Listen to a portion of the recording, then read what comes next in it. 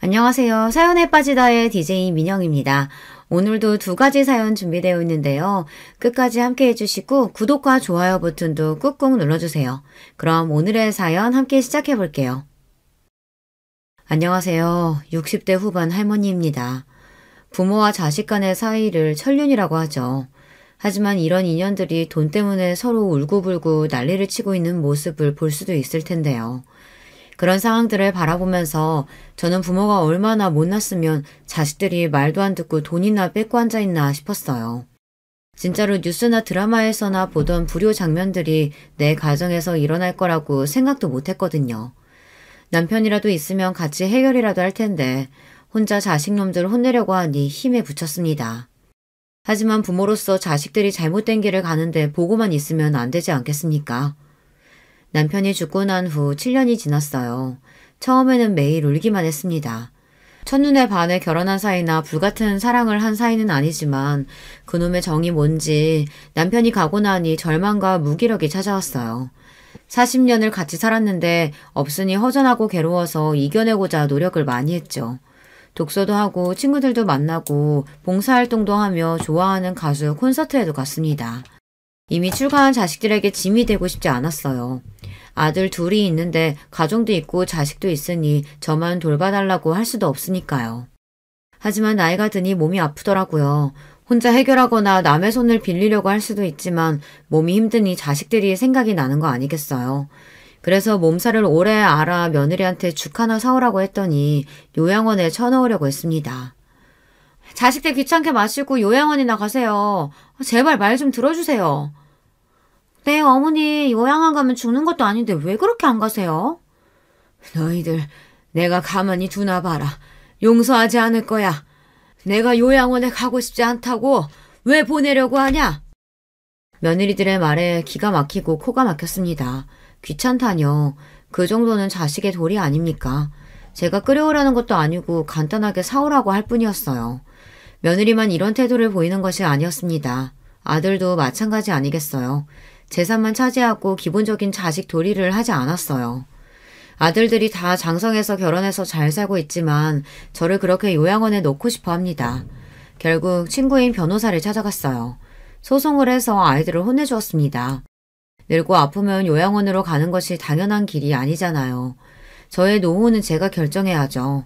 물론 요양원 가는 것도 나쁜 것만은 아니라는 거 알고 있습니다. 하지만 자식놈들이 닥치고 요양원에 들어가라고 하면 안 된다니 말입니다. 게다가 재산 받기 전에는 매일 찾아와 알랑거리더니 받을 거 다 받았다고 태도가 바뀌는 게 아니겠어요. 그럼 혼이 나야죠. 저들도 자식을 키우고 있는데 어디서 감히 까불고 있는지 모르겠어요. 오늘 그 이야기를 하려고 여길 찾아왔어요. 까불던 자식들 혼을 어떻게 냈는지 알려드릴게요. 그 전에는 남편 만나 어떻게 재산을 모으고 살았는지 말해볼게요. 다른 곳 가지 마시고 꼭 들어보세요. 저의 지인도 제 이야기를 듣고 자식들에게 뒤통수 받지 않도록 방법을 취했다고 해요. 저는 고등학교 졸업하고 남편을 만났습니다. 집안 어르신이 맺어준 혼사였죠. 아버지가 거래한 공장 사장이었는데 32살 노총각이었어요. 지금은 30 초반이 늙은 것은 아니지만 그때는 결혼이 늦은 상태였어요. 남편은 성남에서 콩나물이나 두부를 만드는 공장을 운영했어요.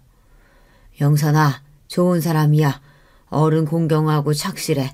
부모 공장 물려받았는데 검소하고 머리도 좋더라. 너보다 나이가 많은 건 흠이지만. 시어른도 있던데 시누이도 있고. 나 시집살이 시키려고 이러는 거야? 나 아무것도 못하는데. 엄마도 일찍 돌아가셨으니 배울 데도 없잖아. 아버지 손에 끌려 다방에서 선을 봤습니다. 남편은 저보다 10살이나 많은 사람이었어요. 공장을 운영했는데 시할머니를 모시고 살았어요. 시부랑 시모는 몇 년 전에 사고로 돌아가셨다고 했어요. 아버지 사업 실패로 갑자기 가세가 기울어져 급하게 한 결혼이었지만 남편은 그렇게 나쁜 사람은 아니었어요. 다만 말이 없었죠. 옛날 남자가 다 그렇듯이 말이에요. 초반에 스트레스가 많았는지 제가 임신이 잘 안 되더라고요. 어째 임신이 왜 안 되냐? 나이도 어린데. 걱정이 많구나. 신랑이 늙어서 그러냐? 할머니 죄송해요. 노력할게요. 그런데 병원에서는 아무 문제 없대요. 할머니 내버려 두세요. 이 사람 집에서 편히 살다가 새벽부터 일하고 정신없는데 임신이 그렇게 쉽겠어요. 가만히 기다려 줍시다. 나름대로 아버지 사랑받고 부족함 없이 자라다가 결혼해서 낯선 곳에 떨어져 있으니 긴장 상태의 연속이었어요.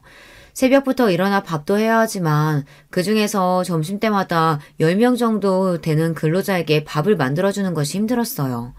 공장 옆에 살림집이 있었거든요. 그동안 시할머니가 맡아서 하신 일이라고 합니다. 이 공장만의 특징이라고 해요. 집밥을 제공하고 가족처럼 지내서 퇴직률이 낮았습니다. 두부랑 순두부, 콩비지 같은 것을 만들어 시장이나 학교 등에 납품하던 곳이었어요. 공장이 한 7시쯤 문을 닫지만 저는 그 후 계속 일을 했어요. 저녁에는 우리 가족들 식사를 준비해야 했지요.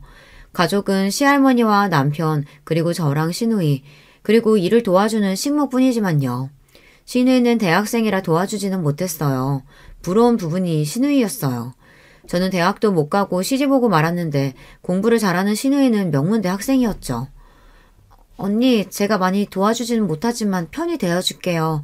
오빠랑 싸우거나 할머니한테 혼나면 저한테 일러줘요. 언니 편 무조건 들게요.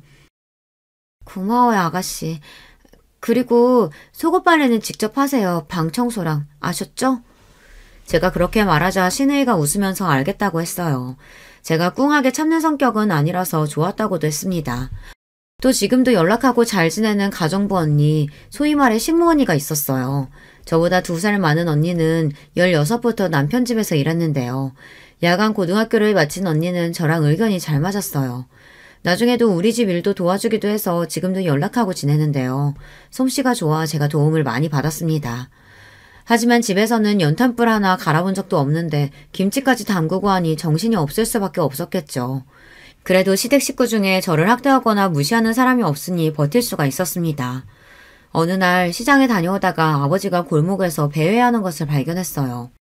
아버지 하고 소리를 질렀죠. 길바닥에서 서로 얼싸안고 얼마나 울었는지 몰라요. 한번 오라는 남편의 말을 듣고도 아버진 저를 보러 오지 않았는데요. 이유는 돈 때문이겠죠. 집도 넘어가고 사업체도 망했으니 차마 딸 앞에 나서지 못하셨어요. 영선아, 어떠냐? 시집 가니까 정신이 하나도 없지? 박서방은 잘해주냐? 아버지 너무 힘들어요. 나 왜 여기다 시집 보냈어? 그렇게 힘들어? 어떡해 우리 딸. 미안하다 아빠가. 미안해. 내가 망하지만 않았어도 대학 보내줄 수 있는데 어미도 없는 것이 어떡하냐. 집으로 들어가 밥이라도 드시고 가라고 했지만 아버지는 제 손에다 몇만 원을 주며 울먹이셨어요. 친구 보증에 돈이 물리고 지인에게 사기까지 당해 사업에 실패한 아버지는 저를 대학에 못 보낸 걸 속상해하셨습니다. 게다가 시집갈 때 지참금도 제대로 주지 못했기에 아버지는 너무 괴로워했어요. 아버지가 미안해. 그래도 박서방이 좋은 사람이야. 내가 겪어보니 사람이 성실해. 고생해도 참아야지. 시집가면 다 힘들대. 알겠어요. 아버지는 그나저나 어디 살아요? 경매로 집이 넘어갔다는데. 고향 시골에 가서 살면 돼. 영선아, 잘 들어라. 처음에만 힘들지 시간 지나면 적응돼서 좋아질 거야. 다들 그렇게 하더라고. 아버지는 뭘 그렇게 참으라고 하는지요. 아버지한테는 제가 엄마가 돌아가셨을 때 울던 10살짜리로만 보이시나 봅니다. 남편은 왜 아버지를 그대로 보내드렸냐며 집에 와서 화를 냈어요. 당신 왜 그래? 아버님께 내가 받은 게 더 많은데 도와드린다고 해도 거부하시고 당신은 집까지 왔는데 아버지를 내보내? 자꾸 가신다는데 어떡해. 다음에 정식으로 당신이 모시고 와요. 저는 괜히 혼나는 게 억울하면서도 남편에게 고마운 마음이 들더라고요. 결국 남편은 터미널로 뛰어가 아버지를 붙잡았다고 해요. 그래서 고깃집에서 밥을 사드리며 함께 살자고 했다는데 그 말을 나중에 아버지께 전화로 듣고는 저는 남편에게 참으로 고맙더라고요. 아버님 같이 사시죠. 갈 곳 없으면. 저도 고아로 자라서 부모가 필요합니다. 아니야, 그러면 안 돼. 시할머니도 계신데 내가 어떻게 그래. 하나뿐인 우리 딸 잘 부탁해. 아버지는 남편의 손을 뿌리치고 고향으로 내려가셨어요. 나중에 알고 보니 아버지가 폐에 문제가 있었나 봅니다. 그 당시에는 임신과 출산으로 제가 정신이 없었어요. 2년 터울로 형제를 낳고 키우다 보니 아버지까지 생각도 못했어요. 시골에 사는 고모 할머니가 갑자기 연락이 오셨더라고요. 아버지가 큰 병에 걸렸다고 말이죠. 그 말에 제가 다리까지 후들거렸어요. 저는 당장 공장에 있는 남편에게 전화를 했습니다. 여보, 아버지가 아프시대요. 어떡해요? 나 아무 생각이 안 나요. 무서워요. 그 말에 남편은 당장 차를 끌고 시골로 내려갔습니다. 고맙게도 2년 정도 아버지를 모시고 살아줬어요. 자식된 도리로 병든 아버지를 그냥 둘 수 없다면서요. 제가 이 이야기를 하는 이유도 이 때문이에요. 아버지 모시고 살자. 우리 애들한테도 교육적으로 좋을 거야. 할머니도 이해하신다고 했어. 그 무렵 시누이가 결혼해서 집을 나갔기에 아버지가 계실 곳이 있었거든요. 결국 남편이 시골에 혼자 계신 아버지를 모시고 왔어요. 그때 우리 아이들이 초등학교 다닐 무렵이었거든요. 아버지를 데리고 올 무렵 남편의 공장에는 초반에는 영세했지만 사업이 잘 됐습니다. 나중에는 아파트를 몇 채 살 정도로 돈을 모았어요. 그래서 아버지 병원비도 지원까지 해주었어요. 폐암이라 오래 버티지 못하시고 돌아가시고 말았습니다. 2년 정도라도 모실 수 있어 다행이었어요. 사람들은 제가 노인 두 분을 모신다고 해서 힘들지 않냐고 했지만 자식된 도리라고 여기면서 해왔습니다. 결국 아버지가 돌아가시고 몇 년 더 있다가 시할머니가 노안으로 돌아가셨죠. 아이들은 어릴 때부터 어른을 모시고 사는 것을 봤는데요. 학교에서도 효행상 같은 것을 받아오기도 했어요. 큰아이는 공부에 큰 소질이 없었는데 둘째 아들은 공부를 곧잘 했습니다. 자라면서도 아이들은 크게 말썽을 부리지 않았기에 키우는 데 어려움이 크게 없었어요. 남편 사업도 잘 되니 성남 주택에 살다가 아이들이 중학생 이후에는 가락동에서 살았어요. 나중에는 가락동 시장에다 두부랑 콩나물을 납품하고 학교나 회사에도 판매했습니다. 덕분에 윤택하게 살 수 있었어요. 남편은 새벽 4시에 일어나 일을 했습니다. 휴일만 빼고 단 하루도 빠지지 않고 일을 했는데요. 내가 이렇게 부지런히 살고 어른들 잘 모시는 것도 다 자식들 보라고 하는 거야. 주원아, 주황아, 나중에 엄마 아빠 잘 모셔라. 남편은 우스운 소리로 이렇게 이야기했어요. 아이들은 저랑 남편이 아버지를 모시는 과정을 지켜보고 돌아가실 때까지 제가 어떻게 했는지를 여실히 보았는데도 이제 와 저를 요양원에 맡기려고 하는 거죠. 솔직히 아이들이 보고 배운 것이 있겠지 싶었어요. 저 시할머니 모시면서 싫은 티 하나도 낸 적 없었고 남편도 아버지를 정성으로 모셨는데 우리 아이들은 왜 그럴까요? 정말 우리처럼 모시고 살라는 것은 아니었어요. 마음이라도 부모를 생각하면 좋겠다는 뜻인데 그것도 힘들었나 봅니다. 남편은 아이들이 대학 갈 무렵에는 공장을 처분하고 건물을 2채 샀습니다. 결혼한 지 20년, 저도 새벽밥에서 탈출하게 되었어요. 건물을 사고 고세를 지낼 때 시누이가 꽃다발 하나를 가지고 왔습니다. 그동안 수고했다고 했어요. 여보 이제 우리도 편하게 살자. 당신 고생 많았어. 어린 나이에 시집 와서. 언니 그동안 힘들었죠. 솔직히 공장 잘 된 거 언니 덕분이에요. 고마워요. 저는 그 말에 눈물이 왈칵 쏟아났어요. 이제는 고생 없이 즐겁게 살 수 있을 거라고 생각했어요.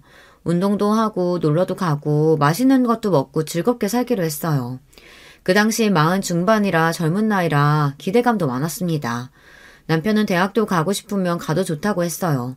시할머니 잘 모시고 저보다 나이 많은 동생 시집까지 보내줬다고 고마워했어요. 시누이는 변호사랑 결혼해서 잘 살게 되었어요. 같은 대학 커플이라고 했는데 저는 신우가 공부를 많이 한 것이 부럽더라고요. 나중에 알고 보니 신우가 제 친구의 오빠와 결혼했어요. 고등학교 때 자주 만나던 아이였는데 결혼하고는 못 만났거든요. 그때부터 저의 하나뿐인 친구가 되었죠.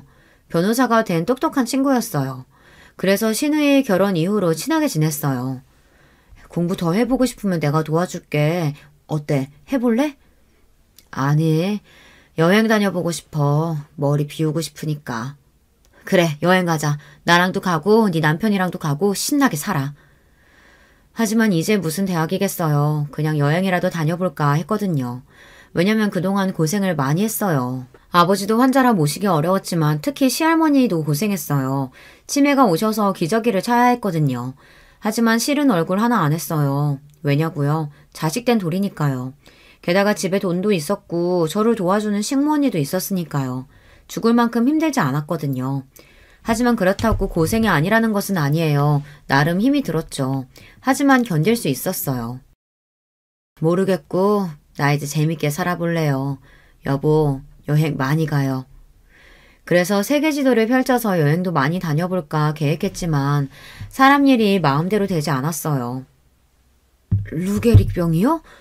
그게 뭐예요? 아니, 우리 남편이 왜 그런 병에 생겨요? 손과 발, 다리 등 근육이 약해지는 병이라 남편은 단추를 끼우고 젓가락질이 어려워지기 시작했거든요. 점점 근육이 경직되고 목소리가 어눌해졌어요. 이렇게 증상이 심해지니 병원에 갔었어요. 그랬더니 유계릭병이라는 말도 안 되는 소리를 들었습니다. 이제 고생 끝 행복 시작이라고 생각했는데 청천벽력 같은 말이었죠. 도대체 이런 병이 왜 생기는지 억울하고 분했어요. 하지만 남편은 얼마나 속상했겠어요. 며칠 괴로워하다 저는 다시 힘을 냈습니다. 무려 남편은 10년이나 이 병으로 고생하다 돌아가셨어요. 매번 미안하다고 울먹이던 남편을 저는 어르고 달랬습니다. 여보, 힘내요. 저는 괜찮으니까 너무 울지 마세요. 말이 10년이지 얼마나 힘들었겠어요. 간호하는 저도 병을 앓는 남편도요. 나중에는 시누이의 말대로 요양원에 1년 있었는데요. 남편이 너무 힘들어해서 집으로 다시 데리고 왔습니다. 그래도 저는 괜찮은 거죠. 그 와중에 금전적으로 어려웠다면 견디기 힘들었을 거예요. 제가 남편을 간호할 동안 아이들은 취업하고 결혼도 했어요. 다행히 아이들이 다 큰 다음에 병에 걸렸기에 아이들은 제 앞가림을 다 했네요. 결혼도 빨리 한다고 제 짝을 찾아오니 남편은 다들 30평대 아파트까지 사줬고요. 그리고 루게릭병이 심하지 않을 때 모든 재산을 제 앞으로 해주었거든요. 그놈들 다 줄 필요 없어. 당신은 나 없어도 잘 지내야 해. 다음 세상에는 나 같은 놈 만나지 말아야겠다. 너무 미안해. 그렇게 남편은 세상을 떠났어요. 몇 년 동안 마음고생을 많이 했어요. 막상 가기 전에는 답답하고 힘이 들었는데요. 가고 나니 못해준 것이 너무 많았어요. 묶여있던 사실이 풀려나니 막상 어디로 갈지 모르는 짐승처럼 느껴졌어요. 또 혼자 살아야 하는 외로움도 몰려왔고요. 대가족이 모여 살다가 이제 혼자 남았으니까요. 아이들이 하나 둘 결혼하니 더 힘들었어요. 그래서 저는 밖으로 뛰쳐나갔어요. 갱년기도 몰려오니 어쩔 줄 모르겠더라고요. 얼굴에 열이 올라오고 밤마다 잠도 잘 못 자고 심리적으로 불안하기까지 했어요. 그래도 아이들에게 고민을 털어놓지 않았어요. 짐이 되기 싫었거든요. 시간이 지나 제가 갖은 노력으로 극복했습니다. 누구 말대로 금전적으로 여유가 있으니 견딜 수 있다고 하대요. 하지만 저 남편이 일할 동안 집에서 쉬어본 적 없어요.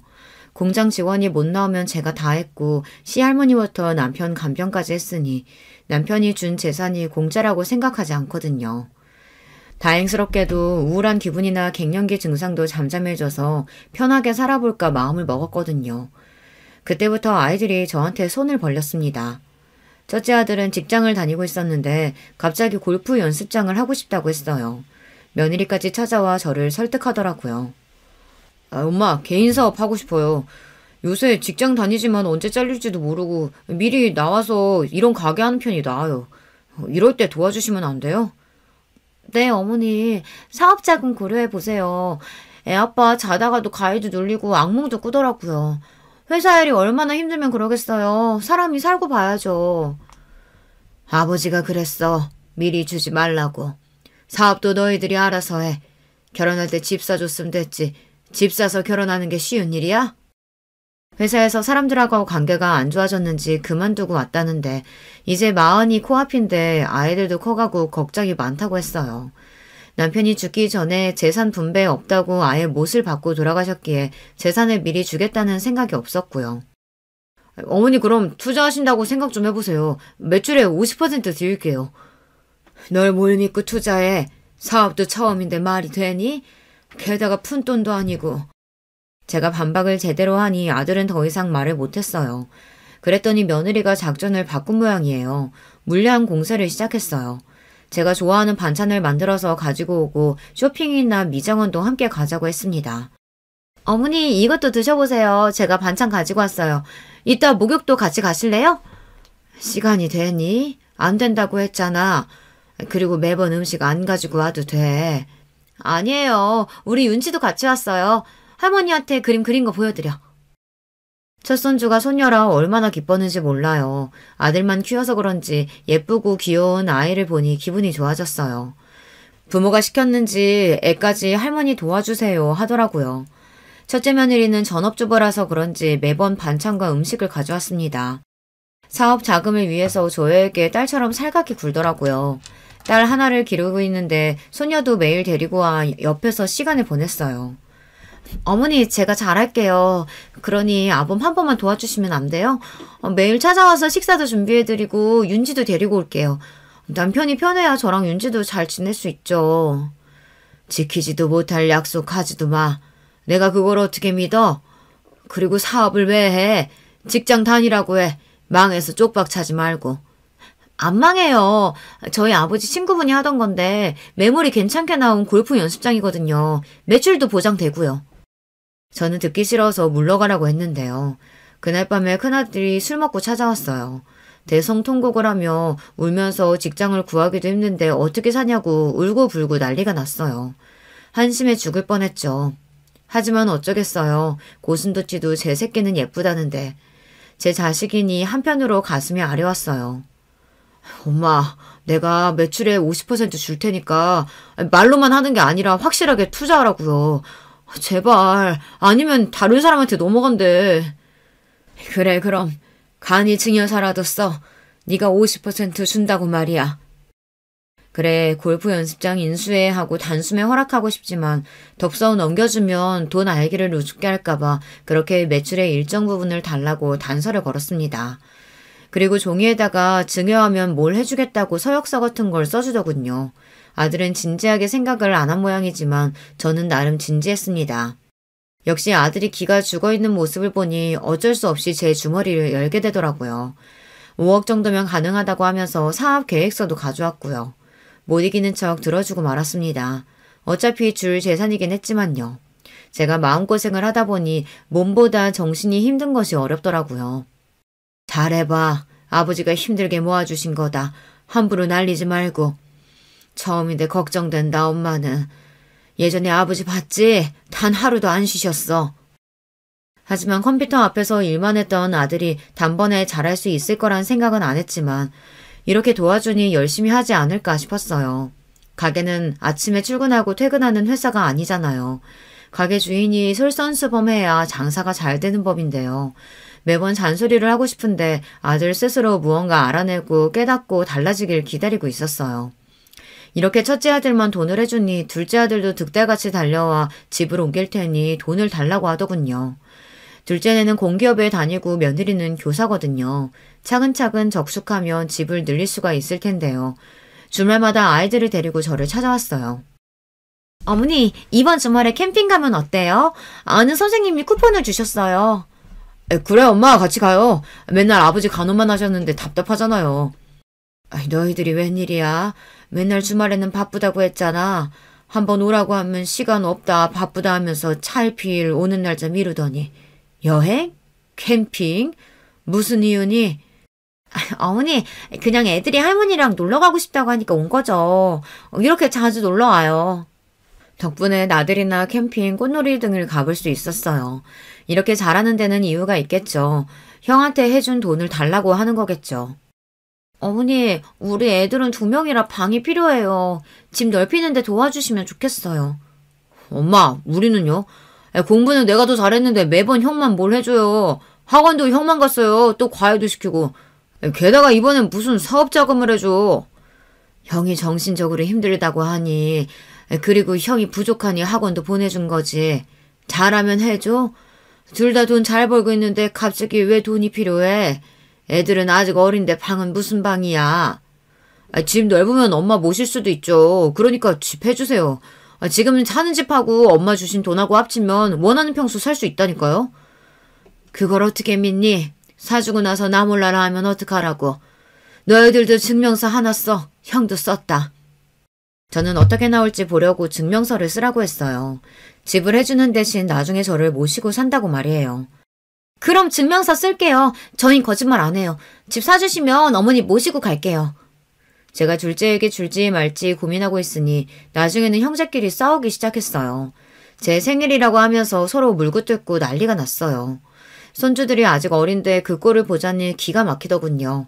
며느리까지 서로 남편과 편을 먹어 패싸움처럼 퍼지네요. 내가 힘들어서 엄마한테 좀 도와달라고 했는데 그걸 시샘 내리냐? 직장 생활이 힘들지 그럼 쉬워? 나도 열심히 일한다고. 누군 그만두고 싶은 순간 없는 줄 알아.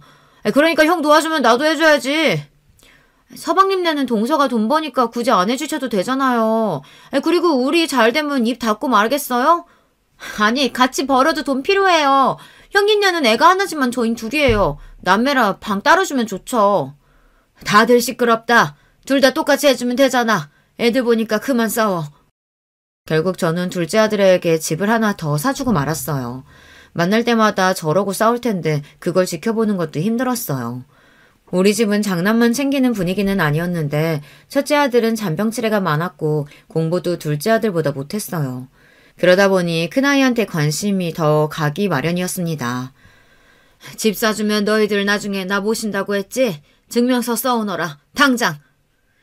이런 것들이 효도각서라고 불리던데요. 저는 큰아들은 매출의 절반을, 둘째 아들에게는 저를 모시는 조건이 붙여서 재산을 나눠주었습니다. 하지만 사람들이 화장실 들어갈 때랑 나올 때 행동이 달라지듯 아이들도 막상 재산을 어느 정도 받고 나니 저한테 연락하는 것도 뜸하고 잘 찾아오지도 않더라고요. 하지만 문제는 그 상황이 아니었어요. 저도 몸이 아플 수가 있잖아요. 척추 협착으로 인해 허리 통증이 심해졌습니다. 집안일도 일이지만 예전에 남편 병간호를 하다가 허리가 많이 안 좋아졌어요. 이렇게 오래 앓다 보니 죽이라도 하나 끓여 먹었으면 하는 마음이 생기더라고요. 그래서 첫째 며느리한테 전화했습니다. 얘, 또 허리가 아프구나. 잠깐 올 수 있겠니? 죽집 가서 죽 사오면 더 좋고. 끓여달라는 부탁을 하고 싶어도 번거로울까 사오라고 했더니 며느리가 아예 공부 때문에 오지 못한다는 겁니다. 어머니, 제가 바빠서요. 윤지가 발레한다고 했잖아요. 거기 픽업해야 하니 갈 수가 없어요. 요새 놀고 있는 동서한테 전화해보세요. 어느덧 소녀가 초등학생이 되니 첫째 며느리는 더 바쁘다고 하더라고요. 그래서 요새 휴직으로 집에 있는 둘째 며느리에게 연락했습니다. 전화해도 받지 않다가 문자로 답이 오더군요. 지금 운동 중이라 조금 이따 연락드릴게요. 아마 제가 아프다는 말도 보지 못한 모양이에요. 아들들에게 전화해보니 둘이 비슷하게 말하는 게 아니겠어요. 엄마, 저번에 제가 배달하는 법 알려드렸잖아요. 거기서 시켜 드세요. 돈 있으신데 사람 쓰세요. 사람. 왜 맨날 바쁜 사람 불러요. 그리고 시켜 드세요. 누가 시켜 먹는 거 몰라서 연락했을까요? 사람이 아프다는데 단 한 명도 그것에 관해 묻는 애들이 없었습니다. 그뿐이 아니에요. 손자 손녀들도 보고 싶어도 데려오지를 않았어요. 바쁘게 학원 가야 한다면서 말이죠. 재산을 주기 전에는 간이며 쓸개까지 빼줄 태세였지만 이제는 저한테 관심이 없어진 느낌이었어요. 결국 저는 아픈 몸을 이끌고 죽을 끓이려고 일어났습니다. 아버지에게, 시할머니에게, 남편에게 열심히 끓인 죽인데 결국 저는 내 손으로 해먹어야 한다는 생각에 서러움이 올라왔어요. 죽은 계속 저어줘야 하는데 허리가 아프니 죽을 올려놓고 거실에 잠깐 앉아 있었죠. 잠이 들었는지 냄비가 홀랑 타버렸어요. 새까만 냄비에 매캐한 연기까지 정말 아찔하더군요. 큰 불로 번지지는 않았지만 부엌을 홀랑 태우고 말았습니다. 세상에 불이 앞을 어쩌면 좋아. 자식도 있고 돈 있으면 뭐해. 내가 원할 때 도와주는 놈들 하나도 없고. 다행히 불은 금세 진압했지만 집안이 엉망이 되고 말았죠. 제 마음도 어찌나 화가 나던지요. 자식들이 무슨 나를 돈지갑으로 알고 있으니 속이 상했습니다. 그래서 당장 아이들은 소환했습니다. 너희들 잘 들어. 혼자 못 살겠구나. 둘째 너희가 나 모신다고 했지? 그 집으로 들어가자. 그리고 첫째 너 매출 50% 당장 가져와. 그 돈으로 나 돌봐줄 사람 써야겠다. 그렇게 말했더니 다들 얼굴이 하얗게 질렸습니다. 첫째 아들은 골프 연습장 매출을 가져오겠다고 했지만 초반에 장사가 안 된다고 울상을 지었거든요. 매출의 절반을 주지 못하겠다고 엄살을 부렸어요. 둘째 아들은 큰 집을 사줘도 같이 살기는커녕 집에 초대한 적도 없어요. 골프 연습장 해주면 매출 절반 준다며. 집 사주면 나랑 같이 산다며. 그런데 죽 하나 사오겠다고 하는 인간이 없어? 죽 배달시켜 먹어? 배달시킬 줄 몰라서 그러냐? 사람이 아프다는데 들여다볼 생각도 안 해. 저는 그렇게 말하면 죄송하다, 다시는 안 그러겠다, 큰 불이 안 나서 다행이다 이럴 줄 알았습니다. 제가 아이들을 순진하게 본 걸까요? 전혀 그러지 않더라고요. 매출 50%를 어떻게 줍니까? 말이 쉽지. 그리고 아버지 재산 물려받은 건데 엄마가 하도 강경하게 나오니 그런 거고. 그렇게 죽 드시고 싶으면 요양사라도 제가 매일 배달 불러드릴게요. 그분이 해주면 됐죠? 큰 집에 오셔도 사람 없어요. 제가 회사 가고 애들은 학교 가고 집사람은 요즘 공부 새로 시작해서 바빠요. 그렇게 죽이 드시고 싶으시면 요새 실버타운 좋은 데 많다는데 가실래요? 요양사 실버타운이란 단어가 나오자 며느리들이 반색하며 좋아하더라고요. 네, 어머니, 실버타운도 좋아요. 제가 아는 지인 부모님도 가셨는데요. 거기 가면 의사부터 영양사까지 다 있고 중간에 취미활동도 할 수 있고요. 알아봐 드릴까요? 네, 이제 아이들도 공부하느라 바쁘면 저도 덩달아 바빠져요. 요새 입시는 초등학교 때부터 준비해야 돼요. 좋은 요양원도 많으니까 가보실래요? 이러는 게 아니겠어요. 물론 제가 요양원이나 실버타운이 싫다는 것이 아닙니다. 상황이 생기면 가야죠. 그런데 자식놈들 하는 짓을 보세요. 돈 달라고 할 때는 언제고 약속 하나 안 지키면서 이제 요양원이라뇨. 이런 꼴 볼까봐 남편이 돈 미리 주지 말라고 했거늘 분통이 터졌습니다. 얘들이 뭐라고 하는 거야? 내가 바본 줄 아니? 골프 연습장 가보니 이 동네에서 가장 인기 있는 연습장이라고 하던데 주말에 손님이 제일 많고 그리고 둘째네도 그렇지. 경비원한테 물어보니 외할머니 외할아버지는 자주 온다고 하던데 얼마나 자주 가면 경비원이 알아? 돈은 나한테 뜯어가고 나한테 죽 하나 끓여줄 인간이 없어?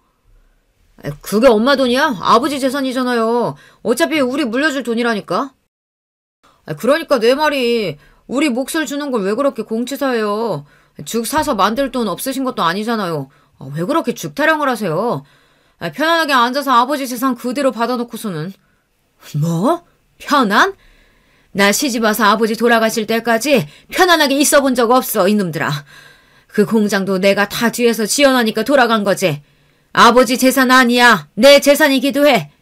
너희들 진짜 1억이니? 이렇게 막 해도 돼? 내가 그렇게 키웠니? 억장이 무너진다는 것이 이런 상황에서 나온 말인가 봅니다. 기가 막혀서 말도 안 나오더라고요. 내가 가만히 앉아 밥이나 받아 먹었으면 억울하지도 않았겠죠. 새벽에 제일 먼저 일어난 사람도 저였고 마지막 잠든 사람도 저입니다. 아마 같이 산 식모 언니가 알겠죠. 일하는 사람 시킬 수도 있지만 아내로서 엄마로서 며느리로서 해야 할 일이라고 생각했어요. 그런데 다른 건 몰라도 자식놈들이 이렇게 말하면 안 되는 거잖아요. 싸움이 길어지니 하나 둘 핸드폰만 만지작거렸어요. 당장 꺼져! 너희들 내 눈앞에서 사라져라!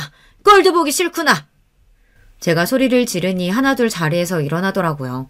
자식놈들 키워봤자 소용없다고 하던데 이래서 그런가 싶었습니다. 그렇다고 제가 울고 괴로워하기도 싫더라고요. 기분만 더 서러워질 뿐이니까요. 남편이 떠나도 저를 위하는 건 제 자식이 아닌 예전 식모 언니였어요. 남편 없으니 속이 허전하지 이러면서 가끔 찾아와 밥도 먹고 이야기도 나눴습니다. 아들이라도 그렇지 엄마가 어떤 마음으로 사는지 살펴보는 것이 자식의 도리 아닌가요? 저도 아버지 마음을 다 헤아리진 못해도 매일 사무치게 그립던데 우리 자식들은 제가 그런 존재가 아닌가 봅니다. 이때 식모 언니가 말한 이야기가 떠올랐습니다.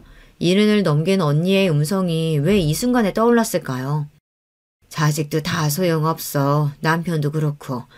나 속 뒤집어지는 거 아는 건 나뿐이더라. 그러니 밥 잘 먹고 단단하게 마음 먹고 살아. 돈은 꼭 쥐고 말이야. 자식 진짜 소용없어. 언니의 말이 이 순간 제 가슴을 치고 갔습니다. 어리석게도 저는 자식들이 이렇게까지 형편없을 줄 몰랐어요. 누가 누굴 탓하겠어요. 이렇게 만든 것이 부모인 제 탓이라는 생각이 들었습니다. 아이들이 빠져나간 자리 저는 울지 않으려고 이를 꽉 물었습니다. 서럽다고 느낀 순간 제가 무너질 것만 같았거든요. 그렇게 몇 분간 앉아있다가 문득 카디건 하나가 눈에 보였습니다.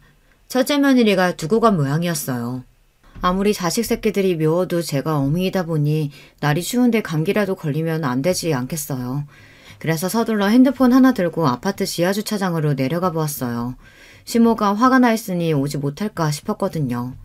거기서 용서하지 못할 대화가 오고 가더군요.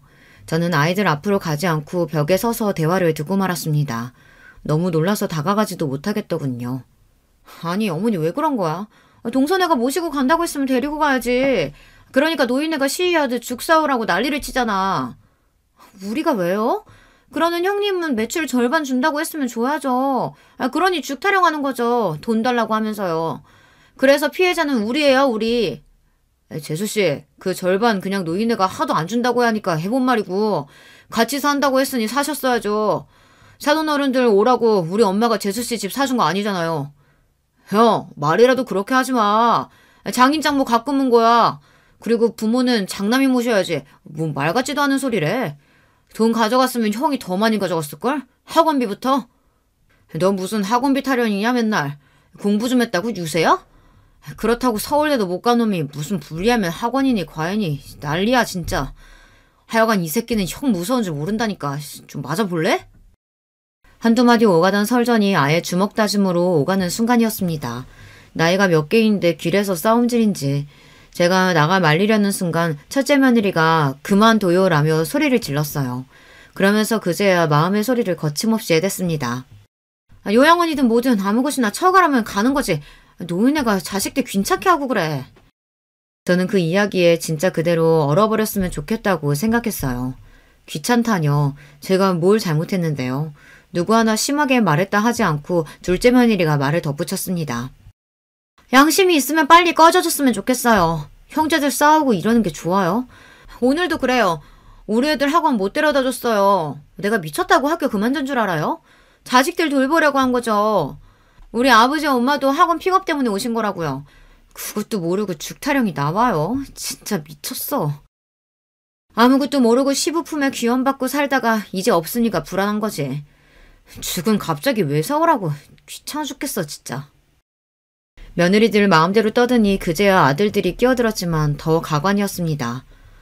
윤지 엄마 시끄러워. 그러니까 내가 머리 쓰라고 했지. 죽 사다 줬으면 됐잖아. 노인네 하나 달래지도 못하냐?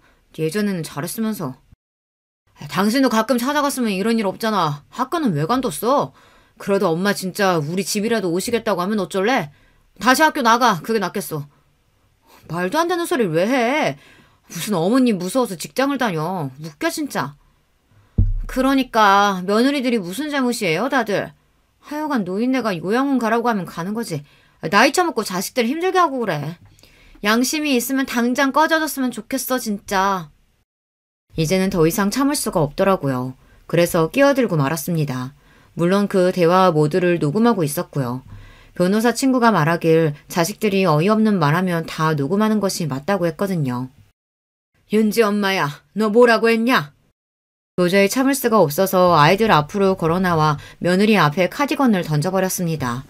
제가 나타나면 놀라는 신용이라도 하면 더 기분 나쁠 텐데요. 이것들이 아예 잘된 일이라고 한마디씩 더 하더라고요.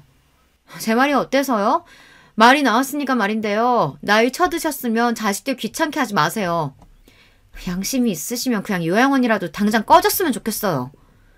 저는 며느리들의 하는 말이 어이가 없었습니다. 이제 대놓고 욕을 하다뇨. 저희도 꺼지셨다는 등 어법에도 안 맞는 말을 하더군요. 잘난 대학을 나오고도 말이에요. 그 뻔뻔하게 하는 말이 기가 막혀서 소리를 높여 말했습니다. 뭐라고? 너희들이 사람이냐? 귀찮아? 당장 가! 아이 꺼지라고 하지 왜? 엄마 집사람이 뭘 잘못했는데 소리를 질러요. 꺼지라면 가실 거예요? 그니까 무슨 트집을 잡는다고 그래요. 엄마 아버지 돌아가시고 무슨 특권이나 있으신 것 같은데 다 아버지 재산이고 저희가 물려받을 것들이에요. 저는 아이들 얼굴을 하나하나 찬찬히 살펴보았습니다. 다들 제 욕심만 차서 무엇을 잘못했는지 모르더라고요. 원래부터 그렇게 욕심을 드러냈으면 믿지도 않았을 텐데요. 말로 싸워봤자 소용이 없다는 것을 알게 되었죠. 일단 보내고 더 큰 혼을 내기로 했습니다. 너희들 생각 잘 알았다. 그 대신 난 다시 물려줄 생각 없어. 다시 돌려받을 테니 알아서 하렴. 이제는 화를 내는 것도 아깝다는 생각이 들었습니다. 소리를 지르고 야단을 쳐도 자식들은 전혀 바뀌지 않는다는 것을 알았어요. 그때 남편의 목소리가 떠올랐습니다. 루게릭병이 많이 진행되기 전의 일이었죠. 애들이 돈 받고도 당신 무시하면 다 돌려받아. 그래도 돼. 자식들 어떻게 나올지 몰라. 지금은 말 잘 들어도 머리 크고 돈마다 알면 그렇게 될 거야. 다시 돌려받아라. 그게 가능한지 저는 친구에게 전화했습니다. 지금은 변호사를 하지 않지만 아직 현직에 있는 후배를 알고 있을 테니까요. 친구와 그 후배의 변호사 사무실을 찾아갔습니다. 저는 변호사에게 녹음 파일이나 효도 각서 같은 증여할 때 자식들의 다짐이 담긴 종이도 내밀었어요. 여사님이 아주 똑똑하시네요. 무조건 말로만 다짐을 받아두는데 이렇게 녹음이나 증거도 있고요.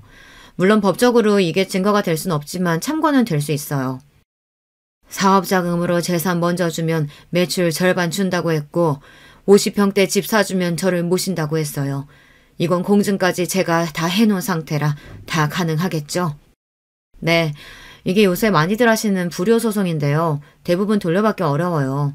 아예 부모에게 사기를 치는 등의 범죄를 저지르는 등 그런 문제가 아니면 10에서 15% 정도만 소송에서 이길 수 있어요. 재산을 주면 부모를 보양하겠다고 한 걸 증명하기가 어려우니까요. 하지만 여사님처럼 이렇게 증빙증명서 같은 서류를 만들면 이야기가 달라지죠. 어떻게 이렇게 하실 생각을 하셨어요? 제 아버지가 돈 빌려주고 많이 떼이셨거든요. 그거 보고 뭐든 증명할 거리를 만들어야겠구나 싶어서 그랬어요. 그리고 제 옆에 있는 친구가 조언도 했고요. 당장 소송 준비하고 싶어요. 이것들 혼을 내야지 안 되겠어요. 저는 그날로 법원에서 소장을 청구하기로 했어요. 자식들에게 재산을 준 이후 소유권이 자식에게 넘어간 이후에는 불효 소송이라도 다 돌려받기 어렵다고 했어요. 그러니 돈을 주기 전에 자식들이 나를 부양해야 한다는 조건으로 계약을 받는 것이 좋다고 했어요. 저는 그런 조건은 아니지만 재산을 증여하면 매출이나 같이 산다는 조건을 내건 계약서 같은 것이 있으니 한번 해볼 수 있지 않겠냐고 했습니다. 하지만 이런 소송은 물적 증거가 있어야겠죠. 저야 길바닥에 진짜 버려지진 않았지만 변호사 말대로라면 유기를 당하거나 물리적 폭력에 의해 경찰이 오고 갈 상황도 있다고 하는데 머리가 어지러질했습니다. 이런 사실을 시누이가 알고는 당장 자식들을 만나러 갔나 봅니다. 골프 연습장 앞에서 엄마한테 불효하는 놈이라고 소리를 지르고 둘째 아들 공기업까지 당당하게 찾아간 모양이에요. 주원이 주왕이 왜 그런 거야? 여자 잘못 만나 그런 거야? 아니면 갑자기 싹수가 없어졌어요? 오빠랑 언니가 그렇게 안 키웠는데 내가 맨날 가서 시위한다고 했어. 불효소송 한번 해야 이것들이 정신이 들지. 맞죠, 아가씨? 당연하죠. 자식놈들 한번 혼나야 정신 차리지. 내가 며느리들한테 다 전화했어. 네 새끼들 얼마나 잘 되나 보자고. 그랬더니 아무 말도 안 하더니만 가만히 안 둘 거야. 재산 다 못 돌려받아도 소송이라도 하고 소장이 날아가야 정신 차리지. 언니는 소송을 해. 나는 동네 돌아다니면서 벽보라도 붙일 거야. 불효 자식들이라고. 언니처럼 시부모님한테 잘하고 남편하고 자식들 살뜰히 돌본 사람이 있냐고. 미친 것들이 죽 한번 사오라는 것도 어려워? 그러는 아가씨는 나한테 해줬어? 오빠 아파트 내가 다 돌봤지. 미안해요. 그때 나도 애들 건사하느라. 오늘 내가 전복죽 끓여왔어. 언니 이제 죽은 나한테 말해요. 알았죠? 제가 재산을 다 돌려받겠다며 비싼 수임료를 내고 변호사를 고용했다는 말을 자식들이 들었는지 그제야 달려왔습니다만 저는 집을 옮겼어요. 작은 아파트지만 주변이 죽집부터 병원까지 잘 갖춘 곳에 입주했어요. 시누이랑 친구네 집과 같은 동네라 만나기도 편하고요. 엄마 어디에요? 제가 잘못했어요. 돈 드릴게요. 그러니까 이딴 거 하지 말죠. 동네 창피는 물론이고 연습장 평판도 나빠서 손님들 끊겼어요. 고모 때문에 회사 사람들이 나 불효자 취급하는데 미치겠어. 도대체 불효소송은 뭔데요? 내가 집 주면 모신다고 서류를 쓴 적이 있어요? 어머니 죄송해요. 동네에 소문 다 나서 윤지까지 애들한테 놀림받는데요. 용서해 주시면 안 돼요? 집에 오시려면 오세요. 애들이 어디서 들었는지 할머니한테 왜 막말했냐고 하더라고요. 애들한테 제가 혼났어요. 죄송해요. 매일 전화가 와도 저는 받지 않았어요. 귀찮았거든요. 제가 진짜 몸이 아파 한 걸음도 내딛지 못한 처지였다면 자식들은 저를 발랑 안고 요양원에 맡겼겠죠. 짐짝 던지든 말이에요. 요양원은 모시는 것이 문제가 아니에요. 그 태도가 문제죠. 게다가 재산은 재산대로 다 가져가고 정작 부양할 때 외면하면 안 되니까요. 지금도 불효소송은 진행되고 있어요. 끝까지 괴롭게 만들어서 다신 그러지 못하게 만들 겁니다. 여러분들도 재산을 줘야 할 때 변호사랑 상담해서 증여 증거나 각서를 남겨두세요. 그리고 자식들이 막말하면 화를 내는 대신 핸드폰 녹음기를 열고요. 그게 살 길이니까요. 이렇게 사연을 이야기할 때도 며느리나 자식들이 손주들 앞세우고 찾아와 소송을 취하하라고 야단이네요. 죽어도 취하 안 해주려고 합니다. 이번에 해외여행을 시누이와 친구 그리고 시모 언니까지 초대해 가려고요. 한 달 동안 여러 나라를 돌아다니며 돈이나 쓰고 오려고 합니다. 한 푼이라도 모아서 손주들 주려고 했는데 그것도 소용없는 짓이니까요. 남은 재산 자식들 안 주려고 다 쓰고 죽을 건데요. 저의 기가 막힌 이야기는 여기서 끝났습니다. 당장 재산 다 뺏고 알거지로 자식들 길바닥에 내쫓아야 속이 시원하겠지만 법이란 것이 그렇지 않잖아요. 한번 증여된 것을 되찾으려면 어렵다고 해요. 그러니 주기 전에 조심해야 하지만 자식놈들 당장 달라고 하는데 안 주기 쉽지 않잖아요. 그럴 때는 법적인 도움을 먼저 알아보는 것이 중요해요. 지금까지 제 이야기 들어주셔서 감사합니다. 안녕하세요. 저를 소개드릴 것 같으면 사연을 보는 재미에 빠져서 유튜브에 쉴 새 없이 들락날락하는 나이 먹은 여자예요. 그야말로 제 얼굴에 침뱉기라서 어디에 속 시원히 이런 이야기를 해본 적이 없었던 것 같아요. 시간 날 때마다 틀어놓는 습관이 생겼는데 문득 혹시 이런 익명의 사연이라면 제 이야기를 털어놓아도 되지 않을까 싶어서 결단을 내리게 됐습니다. 설마 자식 낳고 손주까지 본 제 결혼 생활에서 이런 황당한 경험을 하게 될 줄은 몰랐어요. 저는 남들보다 시집을 늦게 간 경우였네요. 당시에 제 주변에서 여자들은 전부 25이나 6이면 결혼을 했었으니까요. 제 주변이 하필 다들 부지런히 시집들을 가는 환경이었지만 저는 29이 되어서야 만난 인연과 제 나이 꼬박 30에 결혼을 하였습니다. 제 친정 집안이 예전에 찢어지게 가난했어요. 가난을 경험해보신 분들 중에서 배가 고파 울어보신 적이 있으실까요? 저는 그래 본 적도 있었고요. 심지어는 울면 더 배가 고파질까봐 그마저 참아본 적도 있었네요. 배가 너무 고파서 기력이 빠진 채로 멍하게 있던 적이 잦은 아이였죠. 그 시절 다 같이 힘들고 어려웠던 시절이었음에도 친정 집안은 형편이 유독 어려웠어요. 저는 그게 다 친정아버지가 하도 귀가 얇고 팔랑거려서 그랬다고 생각합니다. 친정엄마의 속만 문드러져 갔죠. 기껏 힘들게 벌어서 모은 푼돈, 애들 아빠라는 인간이 어디론가 홀라당 다 까먹어버렸으니 살맛이 안 난다. 그딴 것도 어떻게 가장이라고 할 수 있을까? 차라리 없는 게 낫지. 당신 그거 나 들으라고 하는 소리야? 나라고 일부러 그러고 싶었던 줄 알아? 그게 다 처자식들 먹여 살리려고 더 잘 되어 보려고 그런 것이었잖아. 좋은 마음으로 그랬다가 돈을 잃은 것뿐인데 왜 나를 두고두고 원망해? 내가 당최 기가 죽어서 살 수가 없어. 살 수가 없으면 그냥 죽지 왜 살아? 대체 왜 아등바등 계속 살아서 우리를 힘들게 하냐고. 나는 당신하고 결혼한 게 내 인생 최악의 실수라고 생각해. 이런 지독한 게 결혼이라면 나는 내 자식들이 절대 결혼 안 하고 혼자 살았으면 좋겠어. 가장 착잡했던 사실은 친정아버지의 변명이 진심이었다는 것이죠. 그런 분이셨어요. 아기는 결코 없는 게 결과물은 아주 나쁜 사람이요. 나이에 맞지 않게 순진무구하고 있어 챙기실 줄 모르고 남 얘기 잘 듣고 잘 넘어가고 잔정 많으시고 그런 분이 친정아버지셨고 하도 대일 대로 대이신 친정엄마는 저를 비롯한 당신의 자식들에게 당부를 하셨습니다. 이악 물고 어떻게든 살아남자고 그리고 절대 결혼은 섣불리 하지 말라고 말입니다. 남이었으면 좋았을 것 같아. 하다못해 친척이었으면 사람 참 좋다고 추켜 세워줬을 거야. 그런데 내 남편으로는 너무 힘들다. 착하고 모른 게 능사인 줄 알아? 얘들아 잘 들어. 사는데 그런 게 도움되고 필요한지는 몰라도 성공하는 것에는 필요 없어. 가난이라는 것에 한이 맺혀간다. 끝이 안 보이니까 너무나도 지쳐가. 너희들은 이 엄마처럼 살지 마라. 그딴 한량과 결혼해서 밑빠진 독에 물이나 붓고 살 바에는 차라리 결혼 같은 거 하지 마. 혼자서 독수공만 하다가 늙어 죽는 게 낫지. 저는 결심했습니다. 친정엄마의 말씀을 따르겠다고요. 너무나도 마음고생하시던 모습을 많이 봐왔으니까요. 눈 맞으면 살림 차리고 순정 바쳐서 연애했던 그 시절, 미천 하나 없어도 30만 보며 백년가액을 맺고는 했던 시절. 그러나 저를 비롯한 친정의 형제들은 결혼을 아무도 일찍 안 했습니다. 친정엄마께서 하도 곡소리를 하셔서 그랬나 봐요. 가장 이르게 결혼한 사람이 28 나이, 늦가을에 시집간 언니였을 정도였네요. 형부는 나름 교육자 집안이라 할 수 있는 배경을 지니고 있었기에 형편이 안정된 인물이었습니다. 키만 좀 컸지 얼굴 인물은 별로였어요. 성격도 무척 예민하고 까칠한 편이었죠. 그래도 언니가 안정된 배경 하나만 보고 결혼을 한 거예요.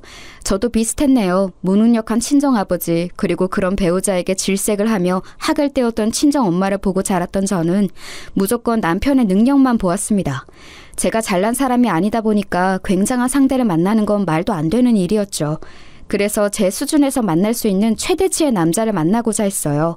그러던 와중에 남편을 만나서 단 5개월 만에 속전속결로 결혼을 해버렸습니다.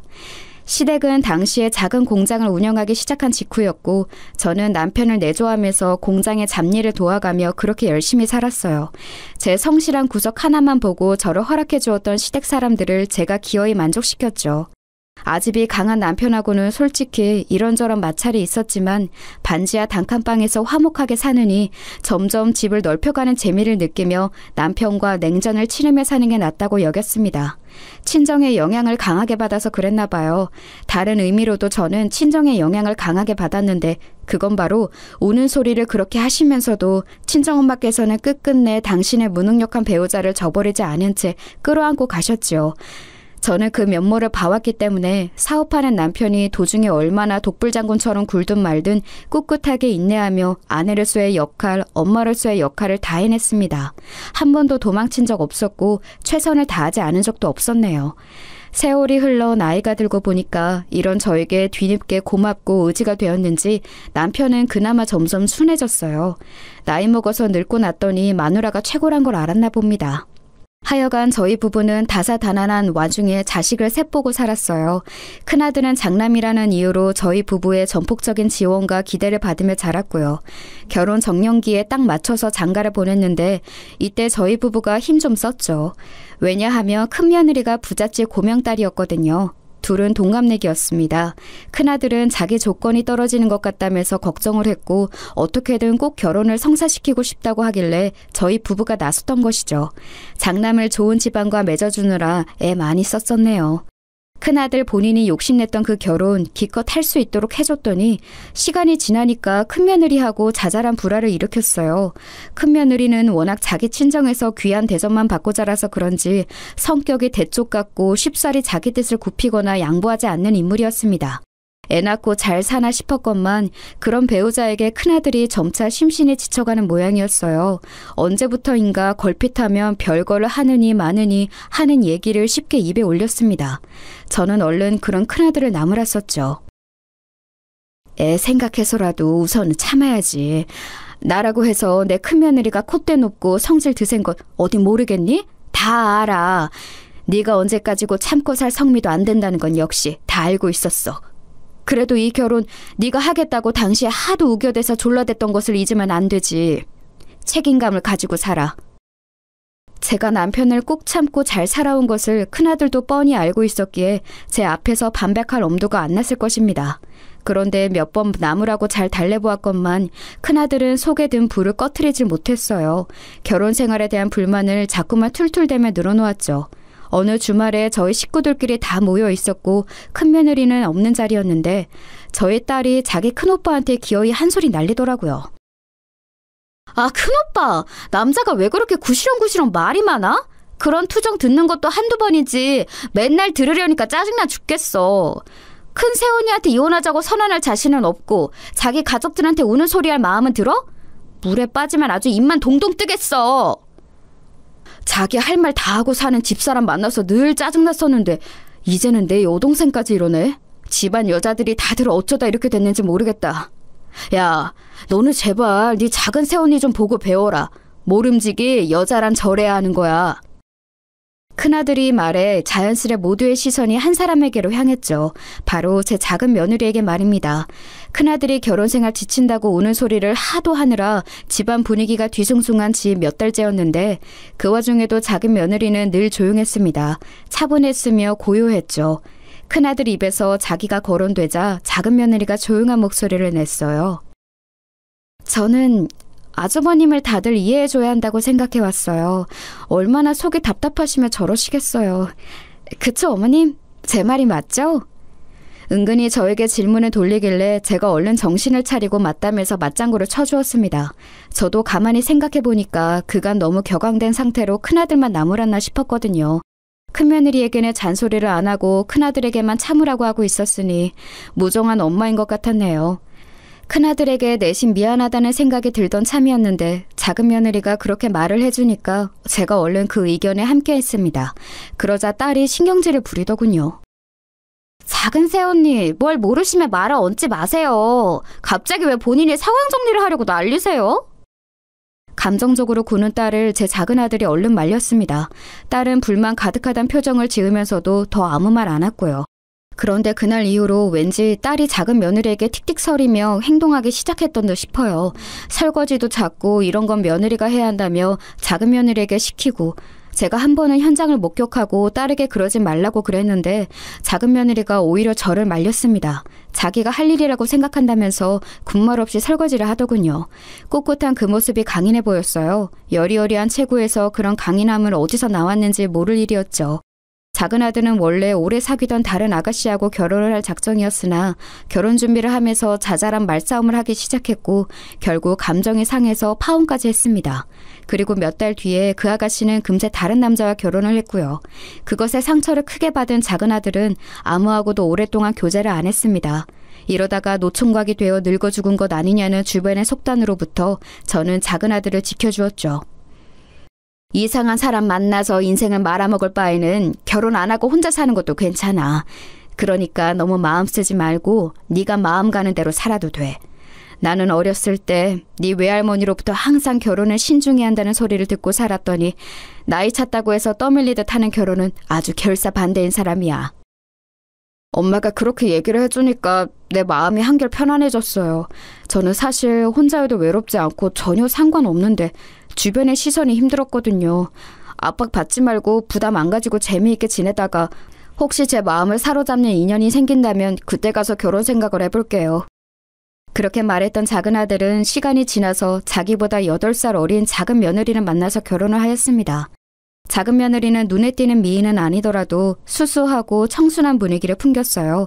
첫인상이 아주 참했죠. 작은 며느리의 친정은 많이 가난한 편이었습니다. 집안에 있는 빚 때문에 작은 며느리가 힘들게 살았더라고요. 왠지 옛날에 제가 생각났습니다. 이런 말을 하면 너무 속물적인 것 같았지만 작은 며느리가 어째서 제 작은 아들과 결혼하고 싶어 하는 건지 저는 그 이유가 짚이더라고요. 집안 형편은 많이 어렵고 대학은 전문대를 중퇴했고 서비스 직종만 전전해온 작은 며느리의 조건이 너무 별로인 것 같다면서 다른 식구들은 약간 떨떠름한 반응들이었어요. 하지만 저는 재차 작은 아들이 결혼을 하고 싶어 한다는 뜻을 확인하였고 그 다음으로는 작은 며느리에게 따로 당부를 했었습니다. 다른 건 내가 안 바랄게. 가정에 충실하면서 우리 아들한테 내조 잘하고 옆에서 항상 잘 챙겨주고 그렇게 잘 해줄 수 있겠니? 그것만 약속해준다면 나는 너를 내 며느리로 기꺼이 맞아들이고 잘해줄 생각이 있단다. 당연히 약속할 수 있어요. 그게 바로 제가 바랐던 것이에요. 오빠하고 단란한 가정 꾸려서 서로만 바라보면서 늙어 죽는 그날까지 그렇게 살고 싶습니다. 물론 시부모님께도 최고로 잘하는 며느리가 될 거예요. 그럴 수 있도록 허락해 주세요. 이제 보니 우리 아들이 결혼할 때를 놓치고 지금까지 혼자 지낸 게 아니라 이런 참한 배우자를 만나려고 기다려왔나 보다. 앞으로 둘이 서로에게 충실하면서 백년해로 했으면 좋겠구나. 저는 작은 며느리의 손을 맞잡았었죠. 다른 가족들에게는 작은 아들이 나이가 찰 대로 찬 상황인데 결혼 상대를 재고 자시고 할 게 뭐 있냐는 논리를 댔습니다. 그렇게 단박에 설득을 시켰죠. 작은 며느리는 그 약속대로 너무 잘 살아줬어요. 결혼하고 1년을 채우기 직전에 아이가 태어났고요. 자기 남편과 아이를 최우선으로 두고 자기 시댁에도 살뜰히 잘하고 그런 인물이었어요. 시간이 흘러 어느새 작은 손주가 이제 초등학교를 들어가게 된 참이었고요. 이렇게 잘해온 작은 며느리가 딸에게 핀잔을 당하며 지내는 것 같아서 제가 너무 면목이 없었습니다. 미안하다. 나도 어쩔 수 없이 팔은 안으로 굽는가 봐. 우리 딸한테 내가 따끔하게 잔소리를 한다고 하는데도 그게 부족할 수밖에 없네. 우리 딸이 나이만 먹었지 철이 없어. 성숙하고 의젓한 네가 이해해줄 수 있을까? 어머님, 세상 무슨 말씀이세요. 저는 솔직히 아직까지도 저를 며느리로 받아주신 어머님께 늘 감사한 마음을 가지고 있어요. 민준이 아빠가 그때 아무리 저랑 결혼하고 싶다고 했다고 한들 어머님께서 만약 안 된다고 하셨으면 안 될 일이었다고 생각해요. 그러니까 저는 어머님께 특히 감사합니다. 저는 이 집안의 일원이 되어서 매일매일 행복해요. 그러니 그런 말씀은 거두세요. 얘가 나를 오늘 작정하고 비행기 때우네. 네 시합이도 있는데 왜 나한테만 특별히 감사하다고 하니? 에이, 어머님, 그런 것에 있어서 실세는 어머님인 거 옛날 그때부터 저는 다 알고 있었어요. 집안 문제는 어머니께서 꽉 쥐고 계셨잖아요. 지금도 그렇고요. 이렇게 말씀드리면 저 혹시 너무 건방져 보이려나요?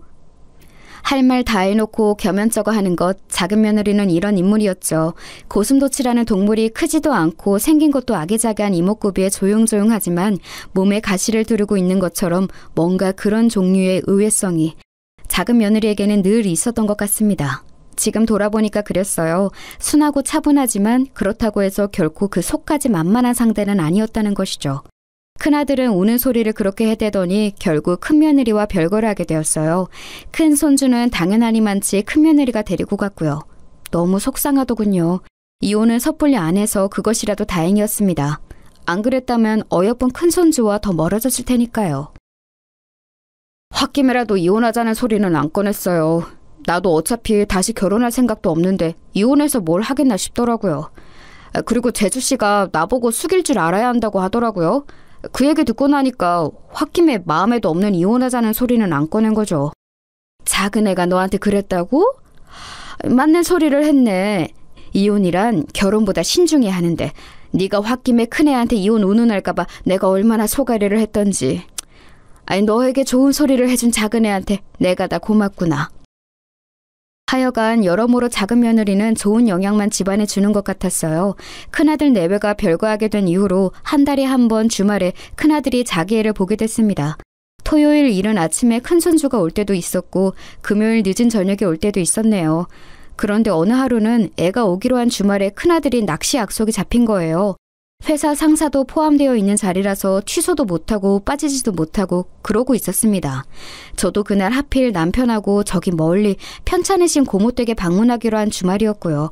큰아들에게 도움이 되어주지 못해서 미안했는데 자기가 알아서 해결하겠다고 하던 큰아들은 자기 동생 부부에게 손을 내밀었어요. 작은 며느리가 큰 손주를 자기 아이와 함께 그 주말에 봐주었죠. 집안일이라면 안 가리고 나서는 살신 성인의 착한 부인을 맞은 게 자기 복이라면서 작은 아들이 그때 무척 싱글벙글 웃었던 것으로 기억을 합니다. 성격 차이로 별것까지 하게 된 큰아들 부부와 비교가 되면서 더욱 작은 아들 부부가 화목하고 든든해 보였네요. 그러던 어느 날 작은 아들이 조금은 갑작스럽게 해외에서 근무를 하게 되었어요. 1년 내외 일정이라서 아주 장기까지는 아니었지만 그래도 하루 이틀 기간이 아니니까 걱정이 되더군요. 저는 작은 며느리하고 작은 손주도 같이 가려나 했는데 작은 아들 혼자만 간다고 했습니다. 혼자서 외국 생활하는 거 정말 괜찮겠냐고 제가 염려되는 마음에 여러 번 물어봤었네요. 사실은 민준이 엄마가 나랑 같이 안 가겠다고 해서 처음에는 섭섭했어요. 그렇지만 한편으로는 이제 초등학교 들어간 아이를 배려해서 외국 생활 욕심내지 않은 민준이 엄마에게 고맙기도 하고 그 마음씨가 감동이기도 하고 그렇네요. 그러게 작은 애가 욕심을 안 부리고 자기보다는 다른 사람 입장을 우선시해서 배려하는 편이지. 보나마나 네가 없어도 아이 뒷바라지 잘하면서 작은 애는 잘 해낼 거야. 그러니 너도 거기서 밥 잘 먹고 건강 잘 챙겨야 한다. 연장 같은 거 하지 말고 꼭 제때 돌아오고. 애가 어린데 너무 오래 떨어져 있고 그러면 못 써. 작은 아들은 제 말을 명심하고 꼭 되도록 일찍 돌아오겠다고 하였어요. 때가 되어 작은 아들은 출국을 하였고 작은 며느리는 그 이전처럼 변함없이 지내는 듯 보였습니다. 저는 설마 제가 작은 며느리 같은 사람을 의심하게 될 것이라고는 이때까지만 해도 상상조차 못했죠. 그 시작은 언제부터였는지 정확하게 모르겠습니다만 기억에 남는 것이라면 식당에서 가족 모임을 했던 순간들이 있네요. 우선은 살짝 초여름이라 더웠던 때였는데요. 작은 며느리가 전에 없이 얇은 가디건을 입고 왔는데 잠시 후에 밥을 먹다가 언뜻 그쪽을 보니까 가디건의 단추가 풀어져 있었는데 작은 며느리가 그 안에 민소매 옷을 입었었나 봐요. 가슴팍이 훤히 보이더군요.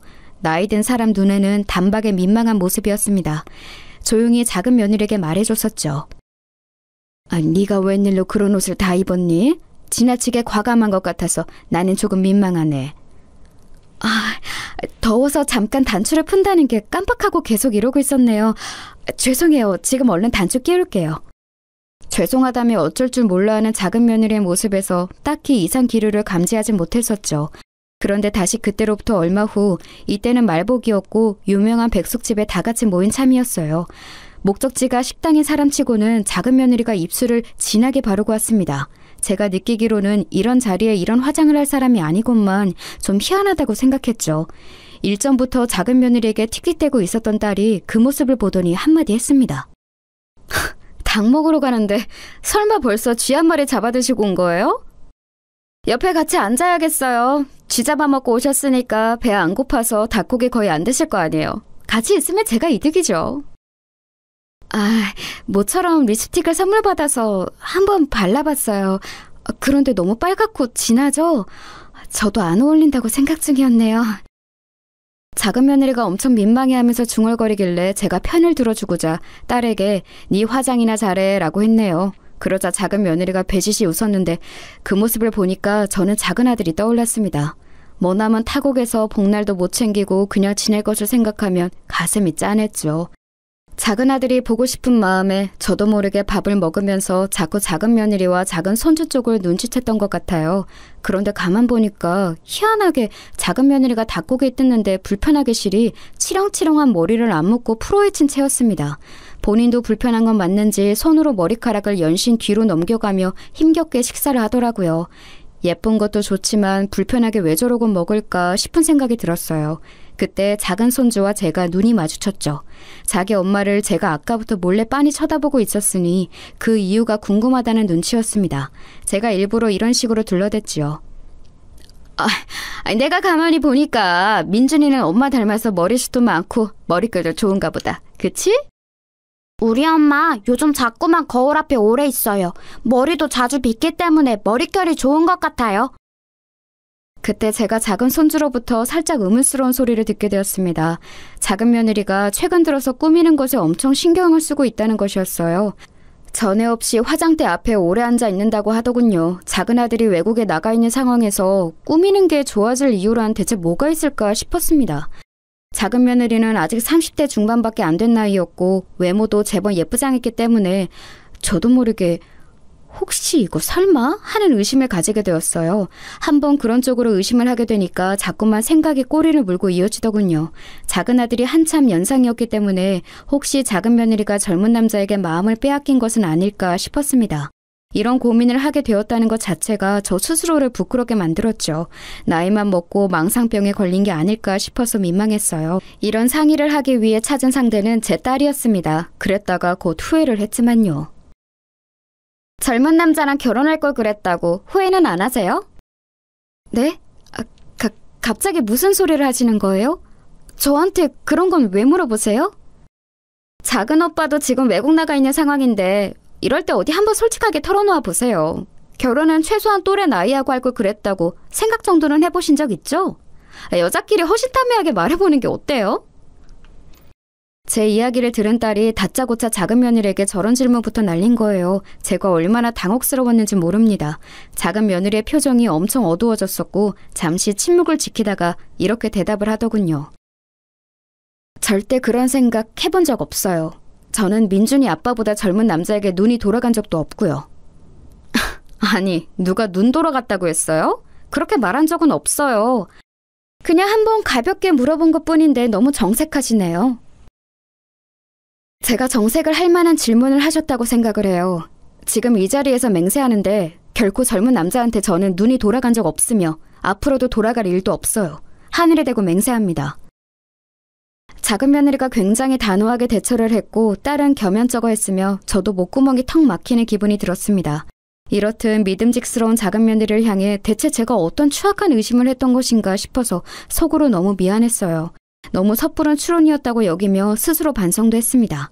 그러나 한번 마음속에 의심의 씨앗을 심어놓으면 그건 어느 때고 꿈틀거리며 발아하는 법이라는 것을 저는 알게 되었습니다. 옷차림새도 머리 모양도 표정도 갑자기 전에 없이 구석에서 휴대폰을 확인하는 행동도 즐거운 순간이라도 떠올린 것인지 멍하게 있다가 난데없이 키득거리면서 웃는 모습까지도 점차 수상한 작은 며느리의 모습들이 제 눈에 담겼어요. 나이를 먹을 대로 먹었건만 그럼에도 저 역시 여자인가 보더라고요. 같은 여자로서 감지되는 오묘한 기운이 있었습니다. 암만 해도 작은 며느리에게 따로 남자가 생길 것만 같았어요. 결정적으로 저는 작은 며느리가 아이를 데리고 저희 부부집에 들렀을 때 구석에 가서 휴대폰을 보며 흐뭇한 미소를 짓고 작은 목소리로 누군가와 통화를 하다가 쪽하고 뽀뽀하는 소리를 상대방에게 들려주는 광경을 봐버렸거든요. 그런데 작은 아들에게 확인해보니 그날 그 시각에는 작은 며느리와 연락을 주고받은 바가 없다고 하였습니다. 그렇다면 작은 며느리가 애정 행각을 벌인 그 상대는 누구이란 건가요? 바람이 났을 확률이 큰데 싶었어요. 그런 생각을 자꾸만 하면서도 저는 참한 며느리를 의심하는 제 자신이 못났다는 생각 또한 함께 가지고 있었기에 심경이 복잡했습니다. 아휴, 이걸 어째. 한번 그런 의심을 하고 나니까 시간이 갈수록 며느리의 모든 것이 다 수상해 보이는구나.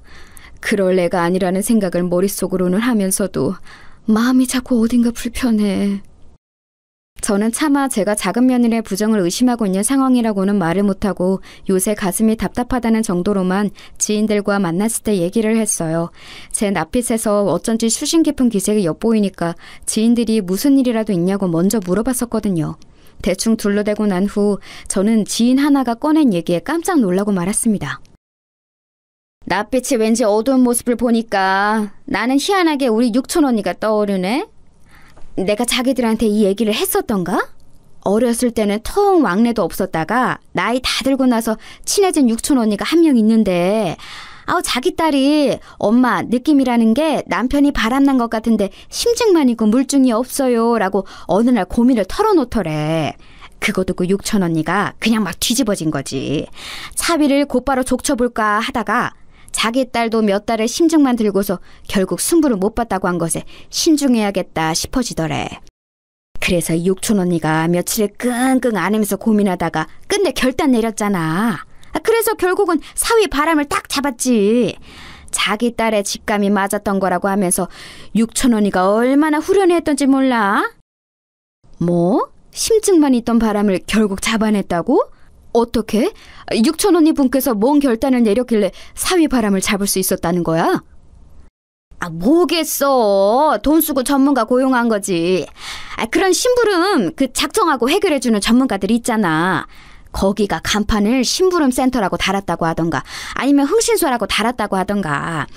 아무튼 전문가가 나서니까 단판이 지어지더라네. 근데 왜 이렇게 급박하게 물어? 어머, 혹시 이런 거에 관심 있어? 왜? 전문가 필요해? 아유, 내가 무슨... 그런 게 왜 필요하겠어. 나는 요새 그냥 말 그대로 속이 답답해서 안색이 안 좋았을 뿐이야. 나는 그런 일과는 하등 상관이 없어. 정목이 찔리는 바람에 저는 얼른 손사래를 쳤었죠. 저에게 이목이 주목이 되는 것도 얼른 흩어버리고 싶었고요. 그런데 모임이 파하고 난 이후에 계속 머릿속으로는 그 생각만 들더군요.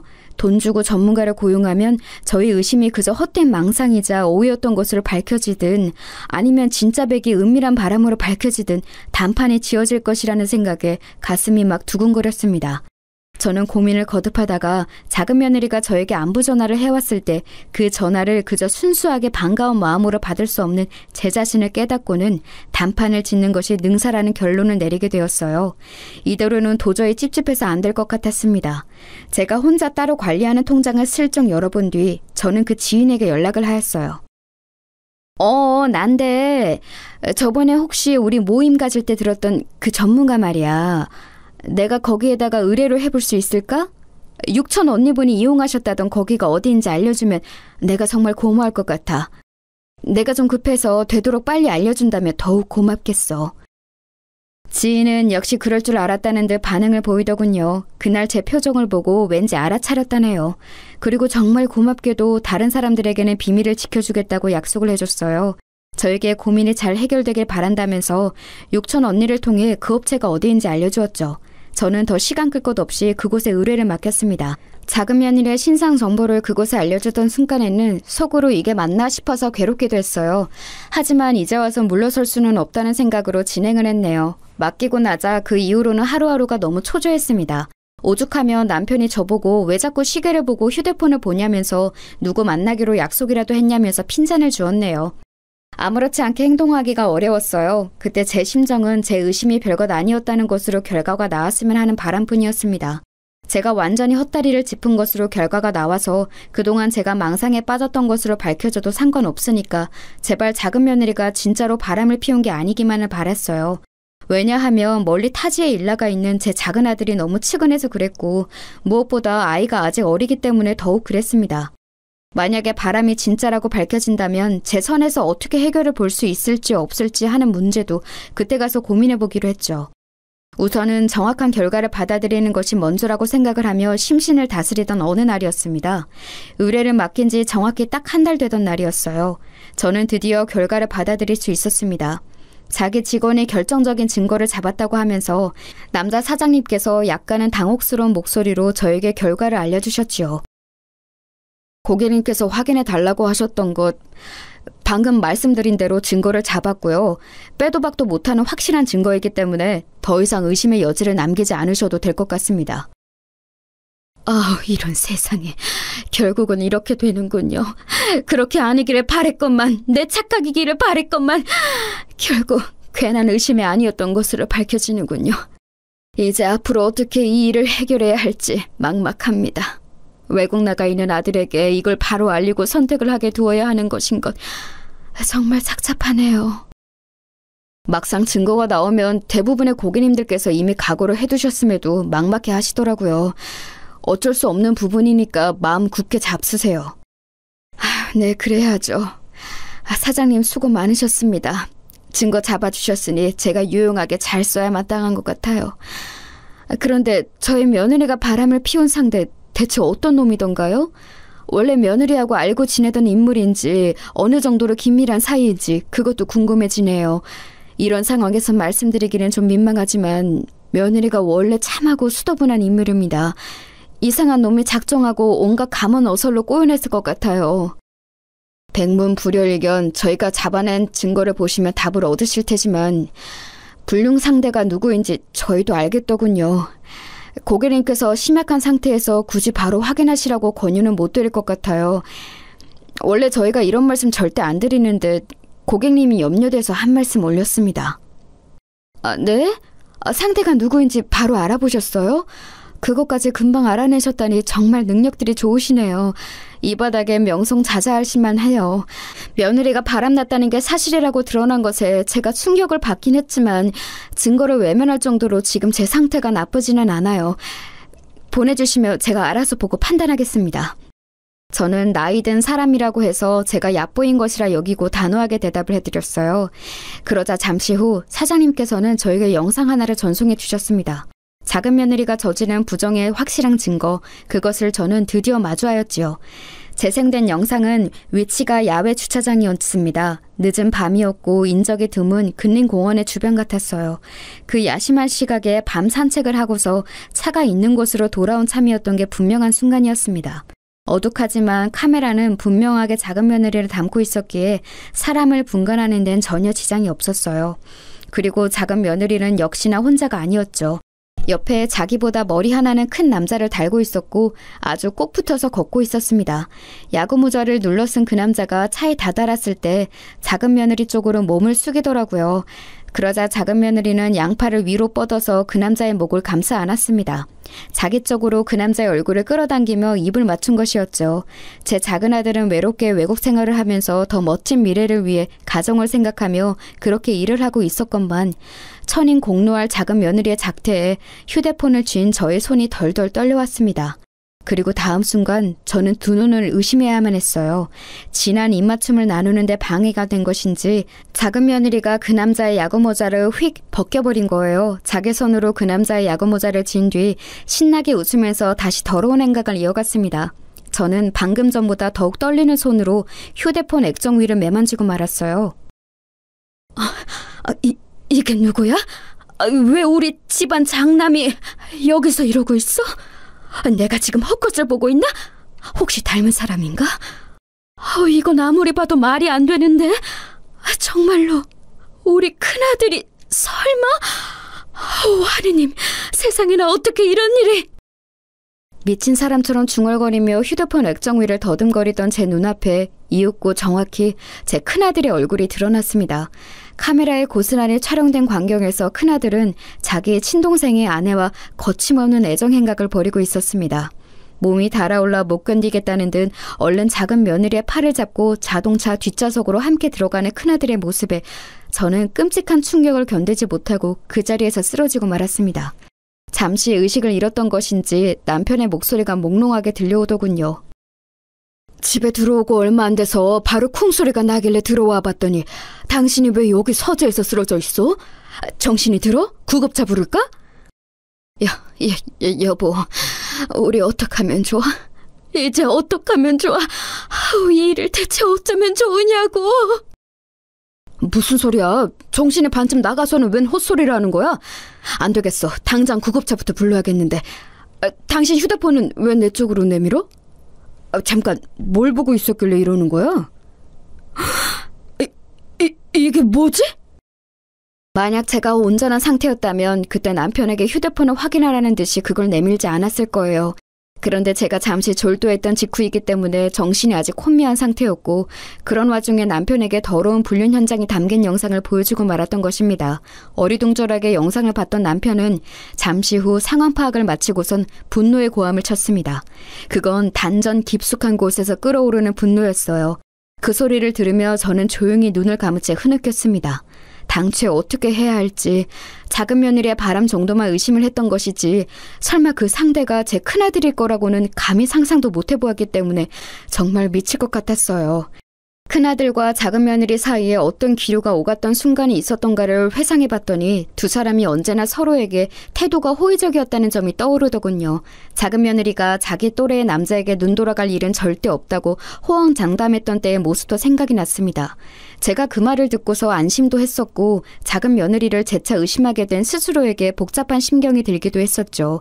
그런데 설마 제 훨씬 연상인 큰아들이 불륜 상대였기 때문에 그런 식으로 말을 했을 거라고는 상상도 못했던 것이죠. 차라리 당장 제 숨이 멎어버리면 좋겠다는 생각이 들더군요. 더 살아서 무엇하나 싶었습니다. 괜히 이날 이때까지 살아있던 바람에 이딴 더러운 꼴을 본 것 같았어요.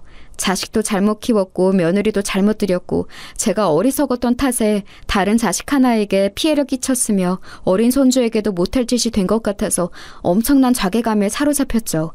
제가 울면서 자책을 하자 남편은 저를 나무랐습니다.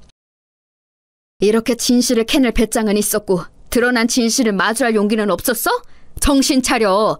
자식과 며느리가 쌍으로 미친 것이 어떻게 당신의 탓이 돼? 자책할 생각은 추호도 말고 정신 똑바로 차리고 이것들에게 철퇴를 내릴 때야. 저를 다잡아준 남편은 집안일에 신경 안 쓰고 산 게 후회한다고 하였습니다. 저는 그런 남편의 손을 맞잡으며 생각했죠. 저희 부부는 다른 부부에게서는 비록 모범적이지 못했을지언정 서로에 대한 신뢰나 의리는 지난 세월 자식들 앞에서 옳게 지켜왔습니다. 절대로 딴 마음 먹지 않았고 불순한 의도를 내비친 적도 없었죠. 그러니 올바른 부부관계를 유지하며 살아온 저희를 보고도 엇나갔다면 큰아들은 그 성정 자체가 심히 글러먹은 것이며 작은 며느리는 순진하고 참하게 굴었던 것이 본성이 아닐 게 분명했습니다. 용서하고 덮는다는 건 절대로 말이 안 되었죠. 가장 기만당한 사람은 당연히 작은 아들이었어요. 남편하고는 지금 당장 작은 아들에게 이걸 밝히느냐 마느냐를 두고 잠시 설전을 벌였죠. 외국에서의 바쁜 업무가 잠시 지나고 난 뒤에 알려주는 것이 작은 아들을 위해 나아 보인다는 게 남편의 배려심 넘치는 의견이었지만 의외로 제가 고개를 가로주었습니다. 지금까지 아무것도 모르는 채로 기만을 당해왔는데 하루라도 더 그런 비참한 상황에 놓이도록 둘 수는 없어. 작은 아들을 생각하자 속에서 피눈물이 났습니다. 제 뜻을 이해한 남편은 담배를 가지고 밖에 나가더니 그 길로 작은 아들과 통화를 마치고 돌아왔습니다. 작은 아들은 이 소식을 듣고 믿지 못했다가 넋이 나갔다가 화를 냈다가 이내 평정을 되찾고서 한국에 들어오겠다고 했죠. 마침 주말이 목전이었으니까요. 작은 아들이 회사 측에 넘치는 배려로 주말을 껴서 잠시 한국에 급히 들어오게 됐다는 정도로만 다른 사람들에게는 말을 했습니다. 그리고 토요일 이른 오전부터 저희 집에 다들 모였어요. 작은 아들이 귀국하자마자 이리로 온다고 했거든요. 민준이 아빠가 갑자기 들어온다고 해서 깜짝 놀랐는데 여기로 먼저 들르겠다길래 더 놀랐어요. 저하고 민준이도 보고 싶었겠지만 아버님, 어머님이 더 보고 싶었나 봐요. 정말 효자인 것 같아요. 다 같이 모인 자리에서 작은 며느리는 역시나 평소에 본인답게 굴었습니다. 배려심 넘치는 말에 표정은 겸손했죠. 하지만 이미 그 모습의 이면을 보고 난 이후였습니다. 작은 며느리의 태도가 좋게 보일 리 없었죠. 특히나 큰아들이 은근슬쩍 작은 며느리 쪽에 눈치를 보고 있다는 것을 알 수 있었기 때문에 더욱 그랬습니다. 그 자리에는 큰며느리까지 모인 참이었어요. 큰손주가 자기 아빠와 함께하는 주말과 겹쳤고 저희 부부는 일부러 큰며느리에게 들러서 식사하라고 권유를 보냈습니다. 강요 한 번 일절 한 적 없었던 자기 시부모가 웬일로 꼭 시댁에 들러서 같이 밥이라도 먹자고 하니까 큰며느리도 무시할 수가 없었나 봐요. 큰손주를 데리고 와줬습니다. 별거 중인 자기 아내 그리고 자기와 몰래 바람 피우고 있는 재수씨 사이에서 큰아들은 눈치를 보느라 눈동자가 바삐 움직이고 있었어요. 만약 현장의 증거를 잡지 못했다면 큰아들의 저런 모습도 몰랐을 거라고 생각하니 모골이 송연해졌습니다. 이윽고 공항 근처에 살아서 마중을 나갔던 딸과 사위가 작은아들을 데리고 들어왔습니다. 금세 와작직거려졌고 작은아들은 품에 얼른 자기 아이부터 안아보더군요. 그리고 저희 부부와 차례로 눈빛을 교환하더니 고개를 끄덕였습니다. 그것을 본 저희 부부는 큰손주에게 용돈을 쥐어주면서 작은 손주와 집 앞에 있는 편의점에 가서 맛있는 걸 사 먹으라고 보냈어요. 손주들이 무척 좋아하면서 집을 나섰고 저희 부부는 문제의 그 증거 영상을 틀었습니다. 호기심 어린 눈빛으로 화면을 보던 작은 며느리는 금세 사색이 되었어요. 그리고 큰아들은 얼굴에 핏기가 싹 가신 채로 멍하게 고개를 저었습니다. 이게 어떻게... 전날 분명히 근처에 아무도 없었는데? 설마 멀리서도 잘 찍는 전문가를 우리 부모님이 고용하신 건가? 고개부터 젓길래 뭔가 오해라도 있는 건가 싶었는데 기껏 내뱉는 말이 자백이야? 근처에 아무도 없었다고? 둘만의 미래를 즐기기에는 아주 안성맞춤인 장소를 물색했었나 보네. 더럽고 역겨워. 당신하고 별거 중이라서 다행이야. 자기 친동생의 아내하고 바람난 더러운 몸뚱이하고 한 공간에서 생활하는 건 내 비위가 감당 못하는 영역이거든. 이혼도 속전속결로 처리해줬으면 해. 양육권 내가 가지고 애는 내가 키울 거야. 큰며느리는 싸늘하게 말을 한 다음 큰아들의 뺨을 세게 후려쳤습니다. 그 모습에 작은 며느리가 짧은 비명을 질렀는데요. 그러자 큰며느리는 작은 며느리에게 다가가 더 세게 뺨을 쳤어요. 작은 며느리는 바닥에 엎어지고 말았죠. 그 가련한 모습에도 작은 아들은 도움의 손길을 내밀지 않았습니다. 지독히도 슬픈 배신을 당한 눈빛으로 작은 며느리를 조용히 내려다볼 뿐이었죠. 작은 며느리는 맞은 뺨을 부여잡은 채 온몸을 덜덜 떨었습니다. 이제 그 모습마저 가정스러워 보이는 것에 제가 스스로 놀랐네요. 황당한 광경이 다음 순간 펼쳐졌는데 먼저 가보겠다면서 가방을 챙기는 큰며느리를 가로막으며 큰아들이 무릎을 꿇었던 것이었어요. 이혼만은 안 돼. 이혼 소리를 들으니까 내가 지금 정신이 번쩍 들었어. 그동안 내가 금지된 일탈에 정신이 나갔었던 것 같아. 정말 미안해. 다 내가 잘못했다. 그럼 다 당신이 잘못했지. 설마 내가 잘못했을까봐? 이미 늦었어. 나한테 돈 뜯기고 거지 될까봐 지금 이렇게 숨쓰는 거 내가 모를 줄 알고? 어머님 그리고 아버님 두 분은 제발 이 사람 도와주지 마세요. 본인이 다 감당하고 개고생하도록 내버려 두셨으면 하네요. 저희는 그러겠다는 의미로 조용히 고개를 끄덕였죠. 그러자 큰아들은 망연자실하면서 고개를 떨구었습니다. 그 고개의 방향은 작은아들을 향해 있었고요. 하지만 이미 싸늘하게 식어버린 작은아들이었습니다. 작은 며느리가 옹옹 울면서 무릎을 꿇었습니다. 실수였어. 잘못된 충동이었어. 나에게는 민준이 아빠 당신밖에 없는 거 알잖아. 어떤 말을 하면 좋을지 여길 오는 동안 많은 말들을 골랐는데 막상 지금이 되니까 그 어떤 말도 따로 필요하지 않다는 생각이 드네. 내가 당신에게 할 말은 이것뿐이야. 이혼하자. 작은 며느리는 반쯤 졸도했지만 그 편을 들어주는 이는 아무도 없었습니다. 오히려 그 틈을 타서 딸은 작은 며느리의 휴대폰을 집에 와서 확인했어요. 그리고 놀라운 것들을 보게 되었죠. 작은 며느리가 큰아들과 온갖 수준 낮고 천박한 농담을 그간 많이 주고받았더군요. 심지어는 유희로 즐기는 다른 남자들과의 만남도 몇 있었어요. 지난 세월 앞에서만 얌전한 척하면서 뒤에서는 몰래 문란하게 굴어왔던 겁니다. 그것들을 보자마자 딸이 작은 며느리의 머리채를 잡아떼었네요. 그 후로 이모 저모가 있었는데 결국 큰아들도 작은아들도 이혼을 했습니다. 큰아들은 큰며느리에게 다 뜯겨서 빈털터리가 되었고 저희 부부에게도 외면을 받은 채 혼자가 되었어요. 제 가슴이 찢어지는 듯 했지만 이 또한 제가 지고 갈 무게라 생각하며 견뎠습니다. 작은 며느리는 몸만 가지고 시집을 왔던 그때 마냥 아무것도 건지진 못한 채 몸만 들고 나갔습니다. 앞으로 손주들이 무탈하게 잘 크길 바랄 뿐이에요. 저도 많이 노력할 거예요.